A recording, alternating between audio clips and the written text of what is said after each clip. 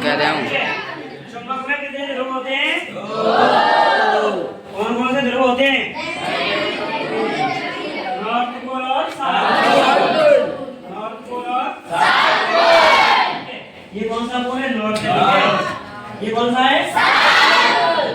तो देखो जो चुंबकीय बलरेखा होगी हमेशा नॉर्थ पोल से निकलेगी। कहां से निकलेगी? नॉर्थ पोल से निकलकर वक्र बनाती हुई, क्या बनाती हुई? बनाती हुई साउथ पोल पर समाप्त हो जाएगी। कहां समाप्त हो जाएगी?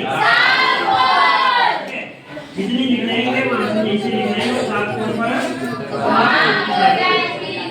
ठीक है, कितनी भी निकले जितनी कहां पर समाप्त होंगी? साउथ पोल में प्रवेश करेंगे। ऐसे ऊपरी साइड में निकलेंगे। ठीक है, हमेशा निकलेंगे तो कहां होंगे? साउथ पोल पर समाप्त। ठीक है, यहाँ से निकलेंगे साउथ पोल पर समाप्त। यहाँ से निकलेंगे साउथ पोल पर क्या होंगी? तो ऐसे निकलेंगे हमेशा ये लगातार प्रदर्शित होती रहती है। हमेशा क्या होगा?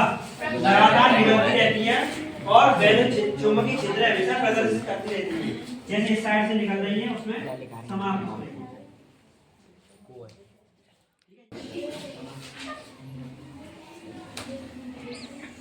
ठीक है, तो देखो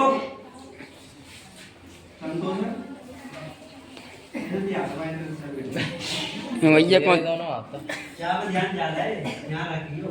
भैया कौन से रहो पीछे थे? क्या है हमारे पास? ये चुंबक है। क्या है? चुंबक में क्या होगा? दो ध्रुव होते हैं। ठीक है, ये चुंबकीय बलरेखा होगी। यानी चुंबकीय क्षेत्र क्या होता है? कि चुंबक के चारों ओर का वह क्षेत्र जिसमें कोई लोह चुंबकीय पदार्थ है। आकर्षण बल कौन करेगा? आकर्षण बल। तो ठीक है, तो चुंबकीय क्षेत्र कहलाता है। अब चुंबकीय क्षेत्र होता क्या है कि चुंबकीय क्षेत्र को कहते हैं चुंबकीय बलरेखा की संख्या को। जिस जगह पे चुंबकीय बलरेखा की संख्या ज्यादा होगी वहां चुंबकीय क्षेत्र ज्यादा स्ट्रांग हो। क्या होगा? स्ट्रांग। तुमने देखो होगा कि जब वो चुंबक का शक्तिशाली चुंबक होते वहां में आकर्षित ज्यादा होगा, वो चीज आकर्षित ज्यादा होगी। और बाहर चुंबकीय क्षेत्र कम होगा यानी स्ट्रांग कम होगा, ताकि चुंबक कम चिपकेगा, मतलब आकर्षित कम होगी। तो देखो चुंबकीय बलरेखा में ताइए में संख्या ज्यादा होगी, मतलब ताइए में ज्यादा पास होगी। स्ट्रांग चुंबकीय क्षेत्र स्ट्रांग यानी मजबूत, प्रबल। कैसा चुंबकीय क्षेत्र होगा? प्रबल। ठीक है, प्रबल विद्युत चुंबकीय क्षेत्र होगा। और यहाँ कैसा होगा? दुर्बल होगा। कैसा होगा? दुर्बल। जिस जगह पर चुंबकीय बलरेखा की संख्या ज्यादा होगी वहां चुंबकीय बल का होगा स्ट्रांग होगा। ठीक है, और जिस जगह पर चुंबकीय बलरेखा की संख्या दूर होगी यानी पास नहीं होगी वहां चुंबकीय क्षेत्र कैसा होगा? कम होगा यानी वीक होगा। कैसा होगा? वीक। तो ये हमारी चुंबक में जो प्रदर्शित चुंबकीय क्षेत्र है और चुंबकीय विद्युत बलरेखाएं क्या होती है उनके बारे में सब प्राप्त की हमने जानकारी। ठीक है, अब चुंबकीय बलरेखाओं के गुण। चुंबकीय बलरेखाओं के गुण। अब चुंबकीय बलरेखाओं के गुण क्या होते हैं? ये बलरेखाएं हमेशा उत्तरी ध्रुव से निकलती हैं और दक्षिणी ध्रुव पर क्या होती है? समाप्त होती है। ठीक है, एक गुण ये गया। और हमेशा ये क्या बनानी? वक्र बनानी। क्या बनानी? वक्र ऐसा बनानी कि हमेशा एक दूसरे को काटेंगे। ऐसा नहीं जाएंगे सीधी चलिए जाओ। ठीक है, ऐसा नहीं जाने।